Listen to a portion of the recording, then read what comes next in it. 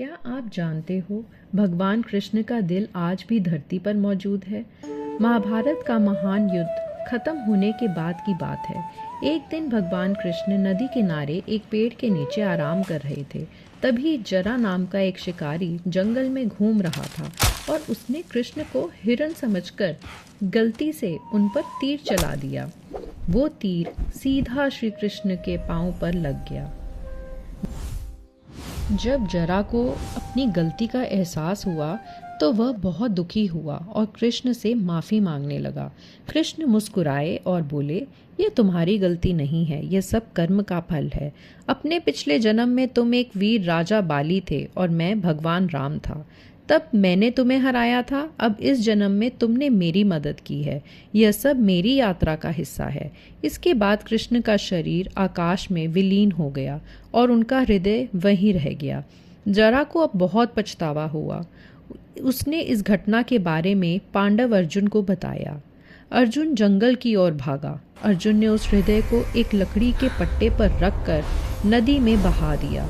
काफी समय बाद वह समुद्र के रास्ते ओडिशा के पुरी तक पहुंच गया।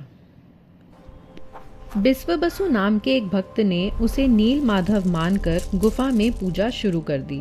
बाद में मालवा का राजा इंद्रद्युम्न को इसके बारे में पता चला। भगवान विष्णु ने उन्हें सपना दिया, समुद्र में एक नीम की लकड़ी है, उससे मेरी मूर्ति बनवाओ। भगवान विश्वकर्मा कारीगर बनकर आए, लेकिन एक शर्त रखी, कोई उन्हें काम करते वक्त न देखे। 15 दिन बाद हथौड़े और औजारों की आवाज आना बंद हो गई। तब राजा ने गलती से दरवाजा खोल दिया। अंदर कारीगर गायब हो गए और मिली 3 अधूरी सी मूर्तियां, जगन्नाथ, बलभद्र और सुभद्रा। इन मूर्तियों की बड़ी गोल आंखें थीं, छोटे हाथ थे और होंठ फूलों जैसे लाल थे। राजा को अपनी गलती का एहसास हुआ और उन्होंने भगवान विष्णु से माफ़ी मांगी।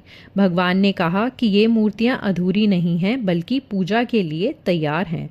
इसके बाद राजा ने एक भव्य मंदिर बनवाया और उन मूर्तियों की स्थापना की। उन्होंने बिस्वा बसु को बुलाकर प्राण प्रतिष्ठा करवाई, जिसमें नील माधव यानी कृष्ण का हृदय मूर्ति के अंदर स्थापित किया गया। कहा जाता है आज भी उस मूर्ति के अंदर भगवान कृष्ण का हृदय धड़कता है। एक ऐसा रहस्य जिसे कोई नहीं देख सकता, सिर्फ महसूस कर सकता है।